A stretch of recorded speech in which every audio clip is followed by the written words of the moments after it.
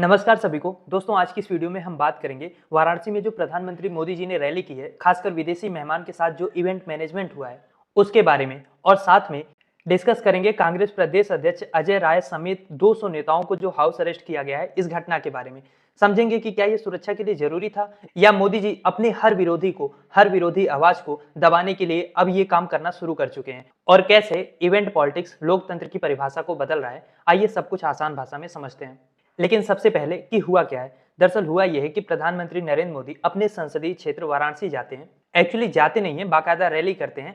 इसके अलावा विदेशी मेहमान मॉरिशस के प्रधानमंत्री प्रविंद जगन्नाथ का स्वागत भी करते हैं। गंगा आरती होती है, रोड शो होता है, चकाचौंध से लैस कार्यक्रम होता है। गोदी मीडिया दिन भर यही सब टीवी पे दिखाता है। लेकिन इस रोशनी के पीछे, इस शोरगुल के पीछे एक चुप्पा अंधेरा है जो इस इवेंट मैनेजमेंट की पोल खोलता है। करीब 200 से अधिक राजनीतिक कार्यकर्ता, विपक्षी नेता, जिसमें कांग्रेस प्रदेश अध्यक्ष अजय राय भी शामिल हैं, उनको उनके ही घर में नजरबंद कर दिया गया। घर से वो बाहर निकल नहीं सकते, बाहर पुलिस तैनात थी और उनकी हर गतिविधि पे पहरा लगा दिया गया ताकि मोदी जी का जो इवेंट है वो एकदम परफेक्ट दिखे। ना कोई नारेबाजी हो, ना कोई काला कपड़ा दिखे, बस पूरा बनारस मोदी में दिखे। यहाँ पे सवाल ये उठ रहा है कि क्या ये सुरक्षा के पॉइंट ऑफ व्यू से किया गया है या मोदी जी जो लोकतंत्र के दायरे में असुरक्षित महसूस कर रहे हैं उसको रोकने के लिए किया गया है। और अगर हम बात वाराणसी की कर रहे हैं तो भैया ये मोदी जी का राजनीतिक किला है, साथ में उनका प्रतिनिधि क्षेत्र भी है।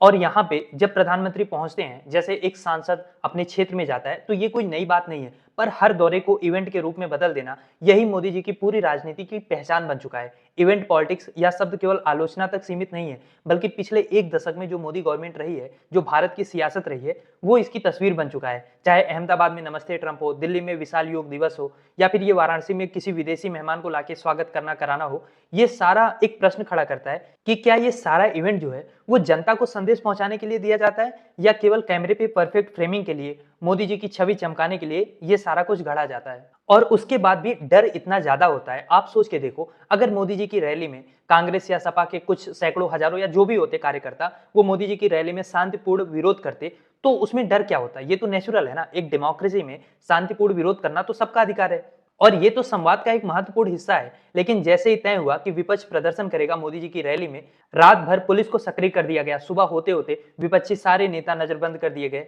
और ये एक तरीके से नया क्लासिक पैटर्न बन चुका है, जो न्यू इंडिया का न्यू नॉर्मल है ना, उसको सेट किया जा रहा है कि विरोध आप करो ही मत। शांतिपूर्ण कर रहे हो या कैसे कर रहे हो, ये मुद्दा ही नहीं उठ रहा है। विरोध की आवाज को उठने से पहले ही दबाने की कोशिश की जा रही है।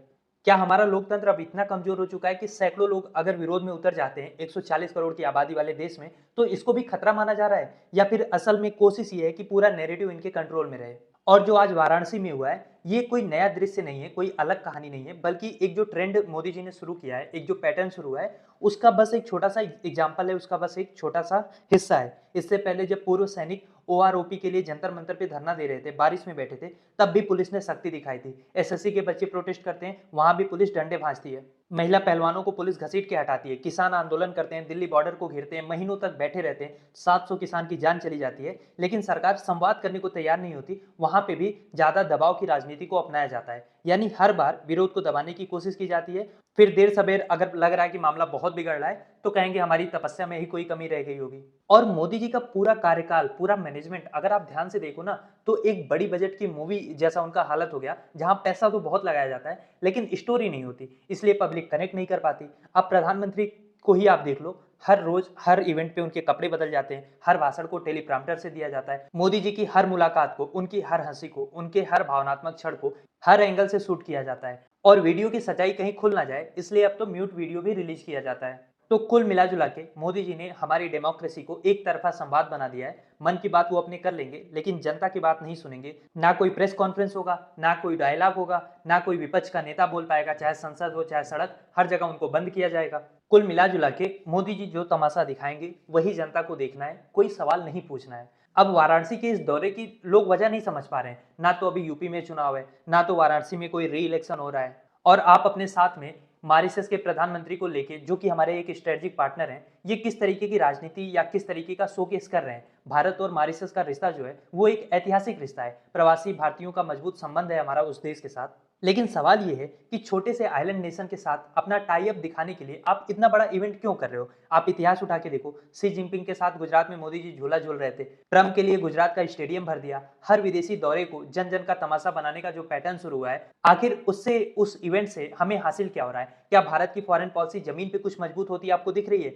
डोकलाम से लेके गलवान तक, ऑपरेशन सिंदूर से लेके यूएसए के टैरिफ तक, यही इस शोकेस इवेंट का असली जवाब है। धरातल पे आप देखो, श्रीलंका से लेके बांग्लादेश और अब तो नेपाल में भी तख्ता पलट हो गया, भारत कुछ कर पाया। जबकि भारत जो है, अगर मोदी जी के कार्यकाल को हटा दें तो शुरू से ही भारत अपने पड़ोसी देशों के लिए, अपने छोटे देशों के लिए एक बड़े भाई की भूमिका में रहा है। लेकिन वो भूमिका धीरे धीरे खत्म हो गई इसी इवेंटबाजी के चक्कर में, एक आदमी को सबसे बड़ा दिखाने के चक्कर में हमारी विदेश नीति की फजीयत हुई है। अब मॉरिशस के प्रधानमंत्री तक क्या ये न्यूज नहीं पहुंचेगी? इससे हमारे देश की कौन सी छवि बनेगी कि जब विपक्ष का नेता शांतिपूर्ण प्रदर्शन कर रहा है, करने की घोषणा कर रहा है, तो आप उसको हाउस अरेस्ट करा दे रहे हो। वहीं दूसरी ओर जो सत्ताधारी दल के मंत्री खुद सड़क पर जाके राहुल गांधी के काफिले को रायबरेली में रोक रहे हैं, तब पुलिस उनको ना तो अरेस्ट कर रही है, ना तो रास्ते से हटा रही है, उल्टा राहुल गांधी का रास्ता बदला जा रहा है।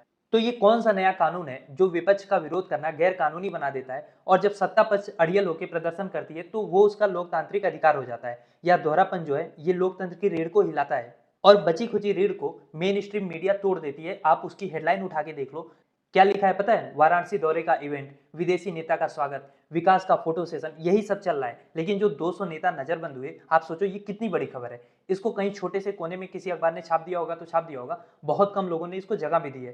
क्योंकि सरकार का असली कम्युनिकेशन टूल ना अब मास मीडिया नहीं है, बल्कि नैरेटिव मैनेजमेंट की मशीन है, जिसका काम ये गोदी मीडिया करता है। ये आपको नई संसद भवन दिखाएंगे, स्टैचू ऑफ यूनिटी दिखाएंगे, गंगा का आरती रोड शो दिखाएंगे, मोदी जी की रैली दिखाएंगे, लेकिन वाराणसी के विकास का असली सच, जो एक बारिश में सड़कों और नालों को एक कर देता है, ये सब नहीं दिखाएंगे। लेकिन जनता जो है ना, वो कहीं ना कहीं से सवाल पूछने का रास्ता निकाल लेती है। अगर मेन स्ट्रीम मीडिया चुप है, सरकार की चाटुकारिता में लगी है, तो सोशल मीडिया ही आज जनता की असली संसद बन चुकी है। फिर वो चाहे ट्विटर हो, यूट्यूब हो, फेसबुक हो, व्हाट्सएप हो, हर जगह ये सवाल पूछा जा रहा है कि आखिर विपक्षी नेताओं को अरेस्ट क्यों किया गया? क्या ये वाइब्रेंट डेमोक्रेसी के लक्षण है, या धीरे धीरे बढ़ती हुई एक इलेक्टोरल ऑटोक्रेसी है? भारत के संविधान की आत्मा डायलॉग है, डिबेट है, डिसेंट का सम्मान है। अगर डिसेंट को भी खतरनाक मान लिया जाएगा ना, तो फिर लोकतंत्र में कुछ बच नहीं जाता है केवल शब्दों के अलावा। और वाराणसी की यह घटना हमें याद दिलाती है कि लोकतंत्र केवल चुनाव जीतने का नाम नहीं है, बल्कि असहमति को सुनने, विरोध को जगह देने और संवाद को कायम करने की एक प्रणाली है। अब मेरा सवाल आपसे ये है कि आपको क्या लगता है, क्या इवेंट पॉलिटिक्स लोकतंत्र को कमजोर कर रहा है, या आपको लगता है कि नई राजनीति का यह एक अनिवार्य हिस्सा बन चुका है? क्या सोचते हैं आप इस बारे में? लिखिए अपनी राय कमेंट बॉक्स में।